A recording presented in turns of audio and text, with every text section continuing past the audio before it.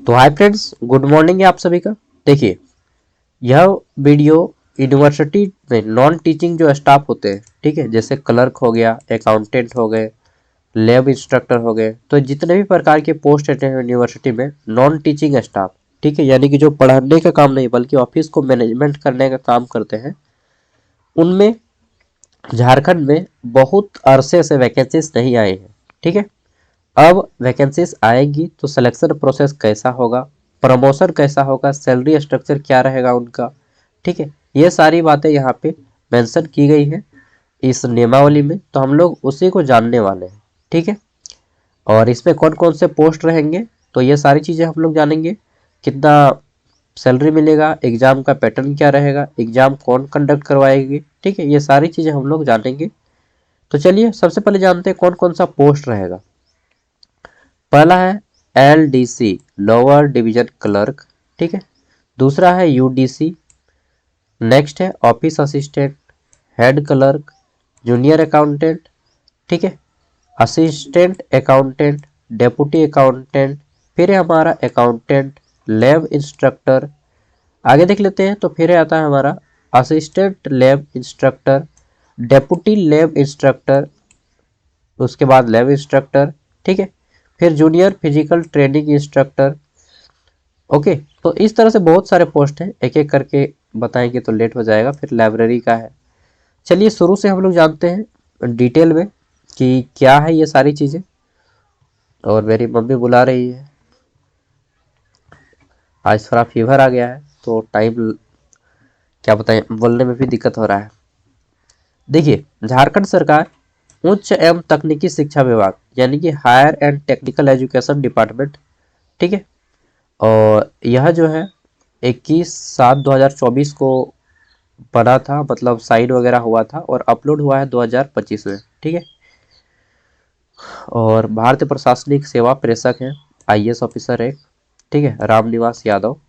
देखिए, यहाँ पे बोला गया है कि सेवा में कुल सचिव, इसमें कौन कौन सा यूनिवर्सिटी है तो झारखंड के सभी government university, state government university, इसमें रांची यूनिवर्सिटी है, विनोबा भावे यूनिवर्सिटी हजारीबाग है, SKMU यूनिवर्सिटी दुमका है, नीलांबर पीताम्बर यूनिवर्सिटी मेदिनीनगर पलामू है, कोल्हान यूनिवर्सिटी चाईबासा है, विनोद बिहारी महतो कोयलांचल यूनिवर्सिटी धनबाद है, डॉक्टर श्यामा प्रसाद मुखर्जी जो DSPMU रांची है, ठीक है, झारखंड रक्षा शक्ति विश्वविद्यालय है, उसके बाद जमशेदपुर महिला विश्वविद्यालय है। ये 1 2 3 4 5 6 7 8 9, टोटल 9 यूनिवर्सिटी के लिए यह रूल एंड रेगुलेशंस लागू होगा। ठीक है, सब्जेक्ट क्या है, अमेंडमेंट यानी कि सुधार, ठीक है, अस्टेट अरे यार institute for appointment and promotion, ठीक है, अपॉइंटमेंट कैसे किया जाएगा, प्रमोशन कैसे किया जाएगा, एंड कार्डर स्ट्रक्चर कैसा रहेगा, ये सारी चीजें जानेंगे। यार बुखार आके नाक वगैरह सब बंद हो गया है, बोलने में भी दिक्कत होता है। तो कार्डर स्ट्रक्चर क्या रहेगा और ये किसके अकॉर्डिंग, तो फॉर नॉन टीचिंग पोस्ट के लिए, नॉन टीचिंग स्टाफ जो 7th पे कमीशन के अकॉर्डिंग चलेगा, ठीक है, और फ्यूचर में अगर लेवल 8 आएगा, मतलब सॉरी, यहाँ पे लेवल 2 से लेवल 8 तक की सिलेक्शन होता है, ठीक है, और फ्यूचर में पे मैट्रिक्स अगर 8 आता है तो वो भी देखा जाएगा, सुधार किया जाएगा। यहाँ पे जो सिलेक्शन होता है लेवल 1 पे नहीं होता है। लेवल 1 मतलब जो होता है ना, जैसे कि रेलवे ग्रुप डी हो गया, MTS हो गया, वो लेवल 1 यहाँ पे काम नहीं करता है। लेवल 2 मिनिमम लेवल होता है सबसे नीचे स्तर का, और हाईएस्ट होता है लेवल 8, ठीक है, फ्रॉम डायरेक्ट रिक्वायरमेंट। और यहाँ पे बोला गया है in the university headquarter and their allied office, यानी कि जितने उसके एफिलेटेड कॉलेज है उन सभी के लिए यह लागू होगा, ठीक है, ऑटोनोमस कॉलेज उन सभी के लिए। तो चलिए देखते हैं, और यहाँ पे सबका साइन भी है, मतलब कोई भी फेक मैं चीज़ नहीं लाता हूँ यार, ठीक है। तो चलिए देखते हैं, इंपॉर्टेंट चीज़ें हम लोग केवल जानेंगे जो यहाँ पे आपके काम की चीज़ें होंगी, और इसमें कोई वैकेंसी नहीं है, मतलब वैकेंसी आएगा तो क्या क्या रूल्स एंड रेगुलेशन रहेंगे वो आपको जानना है इसमें, ठीक है। यह नॉलेजेबल वीडियो आप लोग बोल सकते हैं। देखिए, यहाँ पे चैप्टर 4 दिया है, कार्डर structure of non teaching post, ठीक है, और कार्डर स्ट्रक्चर में प्रमोशन के बारे में बताया गया है कि प्रमोशन कैसे होता है। सबसे पहले डायरेक्ट रिक्वायरमेंट होता है एलडीसी का, लोअर डिवीजन क्लर्क का 1900 ग्रेड पे, ठीक है। जूनियर अकाउंटेंट का होता है, लैब इंस्ट्रक्टर का होता है, और फिजिकल ट्रेनिंग इंस्ट्रक्टर का होता है, फिर जूनियर लाइब्रेरी असिस्टेंट का होता है, ठीक है। और फिर प्रमोशन होके इन लोग बोलता है, इन लोग कहाँ तक बनते हैं, तो देखिए डेप्यूटी रजिस्ट्रार, ठीक है, डेप्यूटी फाइनेंस ऑफिसर, यहाँ तक आप लोग पहुंच जाते हैं, ठीक है। और डेप्यूटी कंट्रोलर ऑफ एग्जामिनेशन तक यहाँ पे आप पहुंच जा सकते हैं, लेकिन उधर आप पहुंच नहीं पाइएगा क्योंकि बहुत ज़्यादा का आपका समय लग जाएगा, टाइम, ठीक है। चलिए देखते हैं किसका सिलेक्शन कहाँ से होता है। तो लोअर डिवीजन क्लर्क यानी कि जो एलडीसी क्लर्क का सिलेक्शन होता है वह 100% जितना भी सिलेक्शन होगा वह सभी डायरेक्ट रिक्वायरमेंट होगा, यानी कि वैकेंसी निकाल के होगा, ठीक है। प्रमोशन का इसमें कोई संभावना नहीं है एलडीसी के लिए। तो आपका लेवल 2 का जॉब है, डायरेक्ट रिक्वायरमेंट होता है। उसके बाद यहाँ पे junior accountant, junior physical training instructor, junior library assistant, ठीक है। फिर आपका आता है जूनियर लैब इंस्ट्रक्टर, इसमें बहुत सारा ये सारी सब्जेक्ट के लिए, और फिर आपका असिस्टेंट यूनिवर्सिटी सेक्शन ऑफिसर, ठीक है, जो कि काफ़ी बड़ा पोस्ट होता है। इसमें 100% जितनी भी वैकेंसीज है सभी डायरेक्ट रिक्वायरमेंट से ली जाती है। इसमें भी सभी 100% जितनी भी रिक्वायरमेंट है सभी डायरेक्ट रिक्वायरमेंट है। बट ये जो असिस्टेंट यूनिवर्सिटी सेक्शन ऑफिसर है इसमें 50% सीट डायरेक्ट रिक्वायरमेंट से ली जाती है और 50% सीट जो है प्रमोशन होके बनते हैं, ठीक है। मान लीजिए कोई एलडीसी बना है तो प्रमोशन होके वह यहाँ तक पहुँच सकता है, असिस्टेंट यूनिवर्सिटी सेक्शन ऑफिसर तक, ठीक है, जो कि पे लेवल 7 की पोस्ट है। और एसएससी सीजीएल यह डायरेक्ट पोस्ट आपको दे देती है एक ही बार में, ठीक है, एएसओ के नाम से, असिस्टेंट सेक्शन ऑफिसर, समझ रहे हैं। एसएससी सीजीएल का अलग भौकाल है ना तो यहाँ पे देख लेते हैं प्रमोशन, ये हो जाता है कि कौन कितने साल में प्रमोशन मिलता है। देखिए तो एलडीसी में जब कोई ज्वाइनिंग करता है तो उसको पहला प्रमोशन जो होता है लेवल 2 में ज्वाइनिंग करता है, पहला प्रमोशन उसका होता है 8 साल में, और 8 साल में प्रमोशन होके वह क्या बनते हैं, तो वो बनते हैं यूडीसी यानी कि अपर डिवीजन क्लर्क बनते हैं, ठीक है, अपर डिवीजन क्लर्क बनते हैं, जो कि लेवल 4 का पोस्ट है, ठीक है। नेक्स्ट देख लेते हैं। तो अगला है हमारा, कोई यूडीसी में डायरेक्ट सिलेक्शन लेता है तो वो लेवल 4 में जाता है और 5 साल बाद उनका प्रमोशन होता है ऑफिस असिस्टेंट में, जो कि लेवल 5 का पोस्ट है, ठीक है। उसी तरह से कोई हेड क्लर्क ऑफिस असिस्टेंट में डायरेक्टली कोई जाता है तो लेवल 5 में उसको 6 साल में प्रमोशन होकर मिलता है हेड क्लर्क, ठीक है। कोई हेड क्लर्क में जाते हैं तो उनका प्रोफेसर होकर मिलता है ऑफिस सुपरिटेंडेंट, ठीक है। उसी तरह से कोई जूनियर अकाउंटेंट में जाते हैं जो कि लेवल 3 का पोस्ट है तो 5 साल बाद उनको प्रमोशन मिलता है असिस्टेंट अकाउंटेंट में, ठीक है, जो कि लेवल 4 का पोस्ट है, ठीक है। तो फिर आता है हमारा अकाउंट असिस्टेंट में अगर कोई डायरेक्ट लेते हैं तो वो प्रमोशन होके बोलते हैं डेप्यूटी अकाउंटेंट, ठीक है। नेक्स्ट है डेप्यूटी अकाउंटेंट में कोई डायरेक्ट रिक्वायरमेंट लेते हैं तो 6 साल बाद प्रमोशन होता है और वो बनते हैं अकाउंटेंट, ठीक है। तो इस तरह से दिया गया है। फेमस पोस्ट के बारे में हम लोग बात कर लिए। वहीं अगर कोई assistant university section officer level 7 में डायरेक्ट पहुंचता है, ठीक है, जो 2 साल बाद ओनली 2 ईयर ऑफ सर्विस आपका प्रमोशन होता है यूनिवर्सिटी सेक्शन ऑफिसर में, ठीक है। यूएसओ में डायरेक्टली आपका प्रमोशन हो जाता है, लेवल 8 की पोस्ट है डायरेक्ट, ठीक है। और उसके बाद यूनिवर्सिटी सेक्शन ऑफिसर में आप डायरेक्ट नहीं पहुंच सकते, यूनिवर्सिटी सेक्शन ऑफिसर में आपको प्रमोशन के थ्रू ही पहुंचना पड़ेगा। और 5 साल के प्रमोशन के बाद आप बनते हैं एआरओ, एआरओ मतलब असिस्टेंट रजिस्ट्रार, ठीक है, सॉरी एआर है केवल, असिस्टेंट रजिस्ट्रार, ठीक है। और एएससीई इसका फुल फॉर्म होता है असिस्टेंट कंट्रोलर ऑफ एग्जामिनर, ठीक है, परीक्षा नियंत्रक। और एएफओ का फुल फॉर्म होता है असिस्टेंट फाइनेंस ऑफिसर, ठीक है। ये लेवल 10 की पोस्ट है जो कि आईएएस के बराबर की पोस्ट है, ठीक है। आगे देख लेते हैं।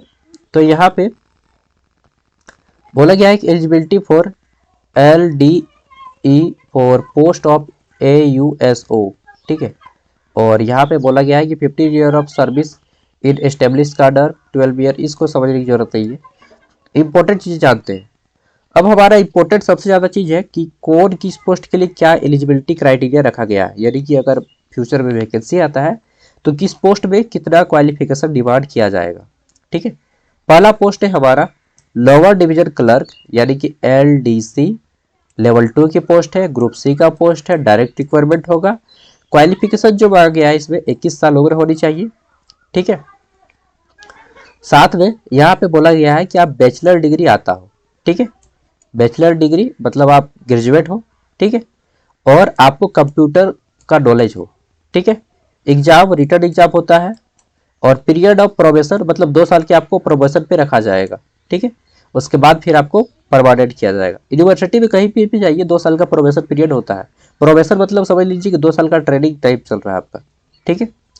ट्रेनिंग नहीं, और जब ट्रेनिंग हम लोग बोल सकते हैं। चलिए, प्रोबेशन मतलब समझते होंगे आप लोग, I think.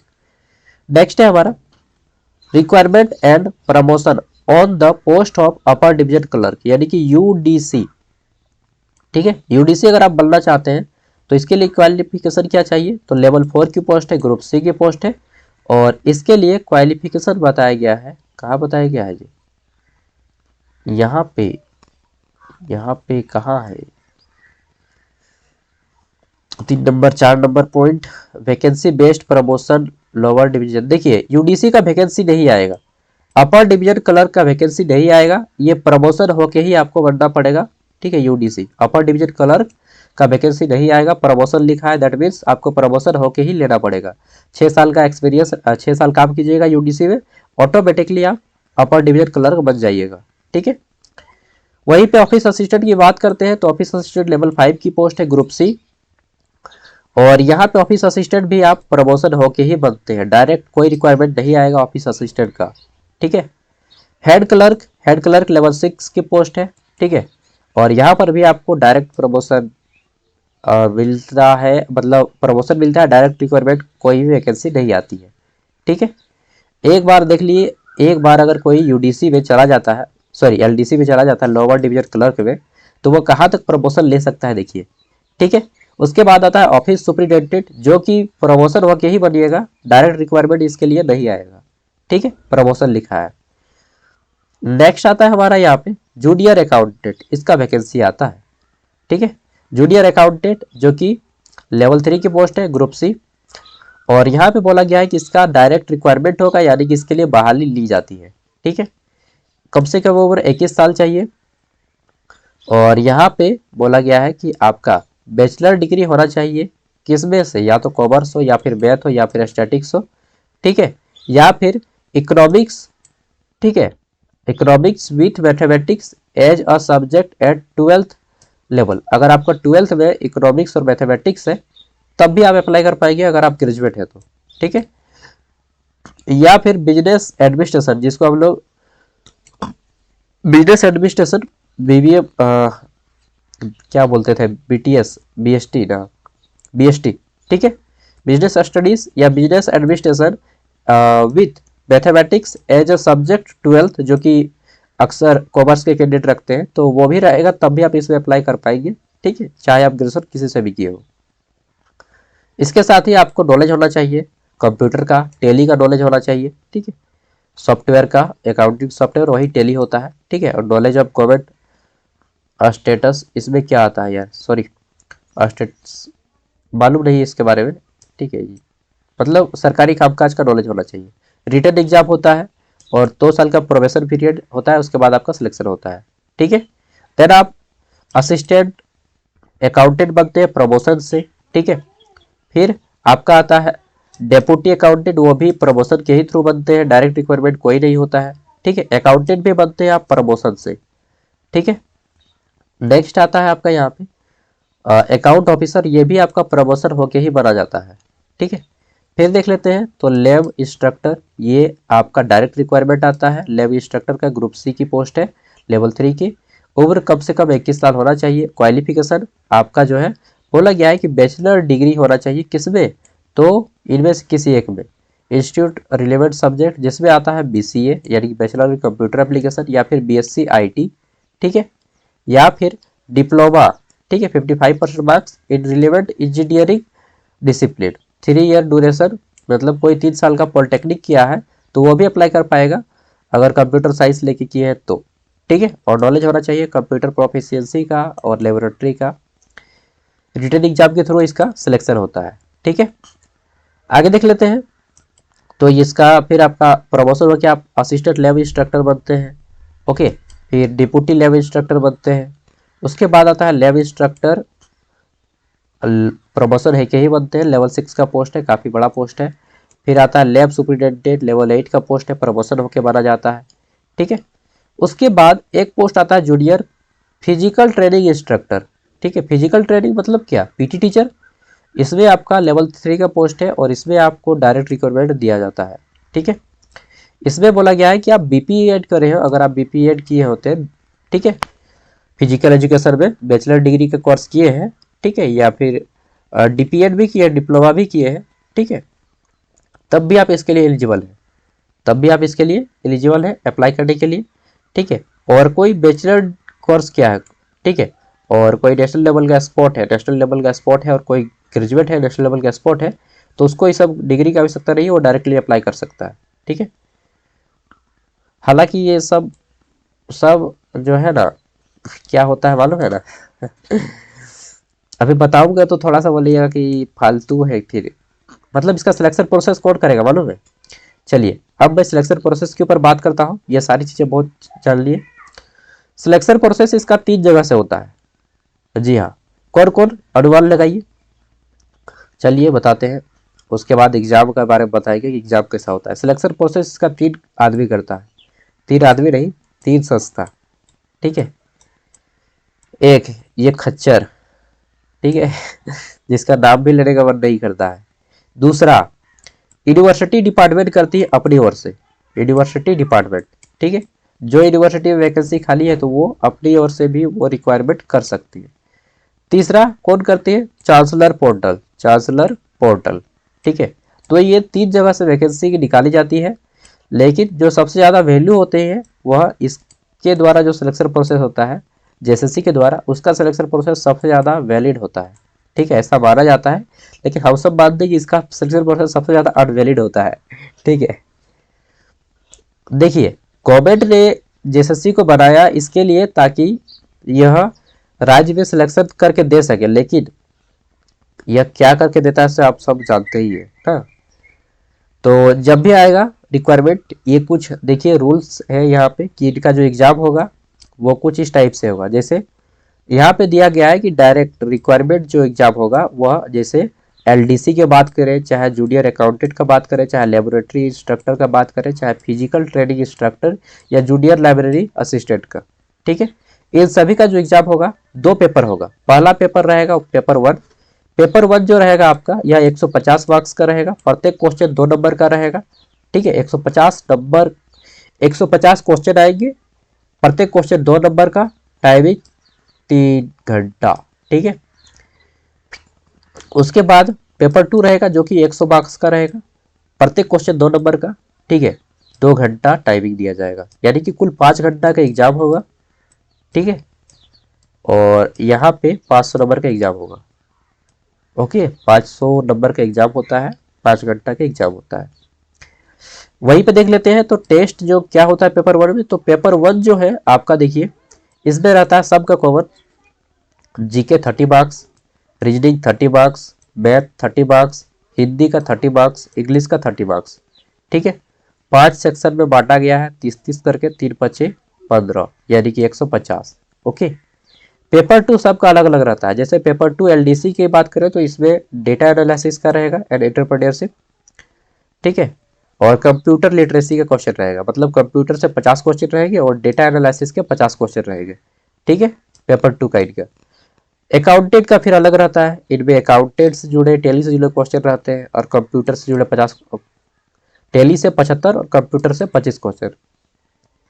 Physical training instructor का अलग रहता है, स्पोर्ट का इनका जो स्पेशल सब्जेक्ट है उस सब्जेक्ट से रिलेटेड उनका क्वेश्चन रहता है यहाँ पे पेपर 2 में, ठीक है, समझ गए। और क्या जानना है, और कुछ चीजें जान लेते हैं जैसे कि सैलरी वगैरह ना। तो लेवल 2-3 देख के तो आप लोग समझ गए होंगे कि कैसा रहता है सैलरी स्ट्रक्चर। और यहाँ पे रिक्वायरमेंट कब आएगा, देखिए अभी यूनिवर्सिटी अगर आप जाइएगा, जैसे बात कर लेते हैं रांची यूनिवर्सिटी हो गया, चाहे विनोबा भावे यूनिवर्सिटी हो गया, तो यहाँ पे मैक्सिमम आपको लगभग 80% जो स्टाफ मिलेंगे वो बिहार के, ठीक है। वाई, क्यों बिहार के, क्योंकि पहले बिहार था भाई, ठीक है, तो जलना नहीं है कि वो बिहार के हैं, हाँ, लेकिन अब जो सिलेक्शन होगा इसमें हम लोग को 90% झारखंड का होना चाहिए। भले पिछले चीजों जो हुई वो अलग की बात है, लेकिन वर्तमान हमारा सही होना चाहिए। ठीक है, भूत चाहे जो भी हो, पास्ट चाहे जो भी हो, बट फ्यूचर हमारा अच्छा होना चाहिए। ठीक है, इस पे हमें फोकस करना है। तो यूनिवर्सिटी सब में जाइएगा तो आपको पता लग जाएगा कि वहाँ पे मैक्सिमम जो लोग हैं 80% वह बिहार के हैं। ठीक है, मतलब तब भी तो बिहार था तो क्या हुआ, यहाँ पर तो झारखंड था, लेकिन झारखंड ही ना बोका रहता है शुरू से ही, बोका आदमी। ठीक है, लेल्हा आदमी, लेल्हा बोका जो बोलते हैं ना वो झारखंड का आदमी है। खट कमा के खा लेगा लेकिन लड़ाई झगड़ा नहीं करेगा ना। हम लोग लड़ाई झगड़ा से दूर भागते हैं भाई ना। चलिए देख लेते हैं। तो यहाँ पे ये जो पे स्केल दिया जाएगा वो आपको क्या मिलेगा।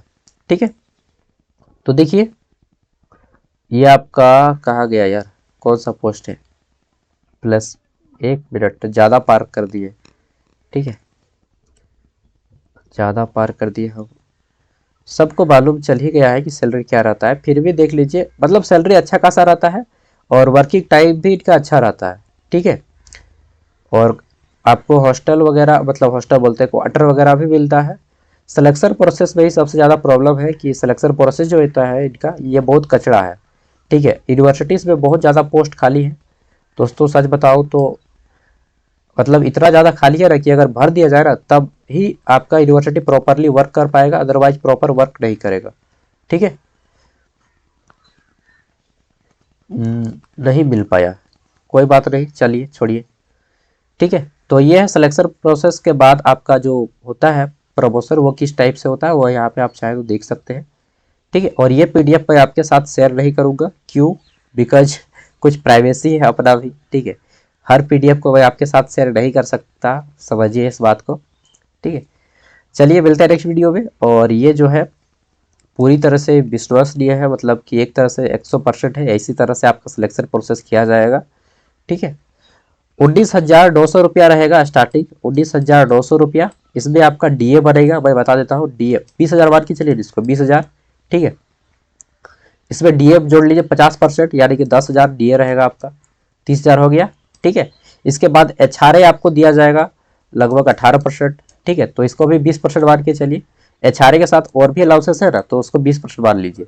ठीक है, तो इसका 20% कितना हो जाएगा, 4,000, मतलब लगभग 34,000 एनपीएस वगैरह कट के आपका जो है एटलीस्ट 32,000 या 30,000 मान के चलिए, 30,000 रुपया इन हैंड सैलरी आपको मिल जाएगा। ठीक है, जब आप ज्वाइनिंग करते हैं एलडीसी पे, चाहे कोई भी लेवल 2 का पोस्ट पे, सबसे छोटा पोस्ट है लेवल 2, इसमें कम से कम आपको 30,000 मिलेगा मंथली सैलरी। ठीक है, ज्वाइनिंग के टाइम पे, डीए एचआरए वगैरह सब मिला के। और फिर एचआरए नहीं लीजिएगा तो सॉरी, अगर आप रूम वगैरह ले लेते हैं क्वार्टर वगैरह, तो फिर 25,000 के आसपास मिलेगा। ठीक है, और 6 साल के बाद प्रमोशन होता है आपका यूडीसी में। प्रमोशन यहाँ पे बहुत धीरे है हम लोग बोल सकते हैं, क्योंकि इसी कारण धीरे है, इसी कारण बहुत सारे प्रोफेसर, ये तो टीचिंग नॉन टीचिंग का पोस्ट है, टीचिंग पोस्ट में बहुत सारे प्रोफेसर झारखंड की यूनिवर्सिटी को छोड़ के भाग गए, क्योंकि उनका प्रमोशन ही नहीं होता है। जैसे एक थोड़ा सा और जान लीजिए, सपोज दैट आप टीचिंग पोस्ट में जाते हैं, टीचिंग पोस्ट सबसे छोटा होता है असिस्टेंट प्रोफेसर का यूनिवर्सिटी में। ठीक, असिस्टेंट प्रोफेसर का 7 से 8 साल में प्रमोशन होना होता है एसोसिएट प्रोफेसर में। किसमें, एसोसिएट प्रोफेसर में, लेकिन नहीं होता है 7 से 8 साल बाद झारखंड में। इसके 7 से 8 साल बाद एग्जैक्टली मुझे नहीं मालूम है, इसका मालूम है। ठीक है, 8 साल बाद, लेकिन एसोसिएट प्रोफेसर से फिर आप बनते हैं प्रोफेसर। ठीक है, पहले असिस्टेंट प्रोफेसर, फिर एसोसिएट प्रोफेसर, फिर आप बनते हैं प्रोफेसर। ठीक है, प्रमोशन होके फिर आपका प्रमोशन होता है तो आप बनते हैं, क्या बनते हैं आप, एचओडी बनते हैं, हेड ऑफ डिपार्टमेंट। ठीक है, एचओडी। और अगर वैकेंसी खाली है तब तो यहाँ से भी आप एसोसिएट प्रोफेसर से भी डायरेक्टली एचओडी बन सकते हैं, हेड ऑफ डिपार्टमेंट। ठीक है, या फिर डीन आप बन सकते हैं, डीन, डीन का नाम सुने, डीन, डीन। ठीक है, डीन। इसके बाद आप चाहे तो फाइनेंस ऑफिसर बन सकते हैं, वो आपके पर डिपेंड करता है, या कंट्रोलर ऑफ एग्जामिनर बन सकते हैं, या फिर असिस्टेंट, वो वाला जो बताए ना, नहीं नहीं नहीं नहीं, आप टीचिंग पोस्ट है ना, नहीं, डीन के बाद आप डायरेक्टली बन सकते हैं, डीन बनिएगा। इसके बाद आप वीसी बन सकते हैं, वाइस चांसलर। ठीक है, वीसी। फाइनेंस ऑफिसर वो सब नॉन टीचिंग पोस्ट है, वो सब नहीं बनिएगा, सॉरी। ठीक है, तो असिस्टेंट प्रोफेसर, फिर आता है एसोसिएट प्रोफेसर, फिर आता है प्रोफेसर, फिर आता है एचओडी हेड ऑफ डिपार्टमेंट, फिर आता है डीन। मतलब ये दोनों सिमिलियर पोस्ट हम लोग समझ सकते हैं कि या तो आप ये बनिएगा या फिर ये, या फिर दोनों बन सकते हैं। ठीक है, उसके बाद लास्ट में आप बनते हैं वाइस चांसलर। बीसी के बाद क्या बनते हैं, अगर आप वाइस चांसलर बन जाइएगा तो इसके बाद क्या बनिएगा, इसके बाद आपको संभावना होता है कि अगर आप बहुत अच्छा काम किए हैं, एक्सीलेंस ऑफ वर्क है, तो आप कहीं के राज्यपाल बन सकते हैं। राज्यपाल के बाद क्या बनिएगा, राज्यपाल के बाद ऊपर जाइएगा और क्या बनिएगा ठीक है, सब बनते रहिएगा चलिए, तो ये होता है प्रोसेस जो मुझे मालूम था, आपके साथ शेयर किया। ठीक है, मेरे मन को भी अच्छा लगा, हल्का लगा कि यार चलो किसी के साथ भी तो शेयर किया, नहीं तो ये सब जान के क्या फ़ायदा, कहीं अगर बांट ही नहीं पाए, किसी के साथ बता ही नहीं पाए। ठीक है, चलिए, thank you, bye, all the best. बुखार आ गया है, जाना ही कब छूटेगा यार, इंजेक्शन लेना ही पड़ेगा लगता है, मेडिसिन से नहीं जाएगा। जोहार, बाय।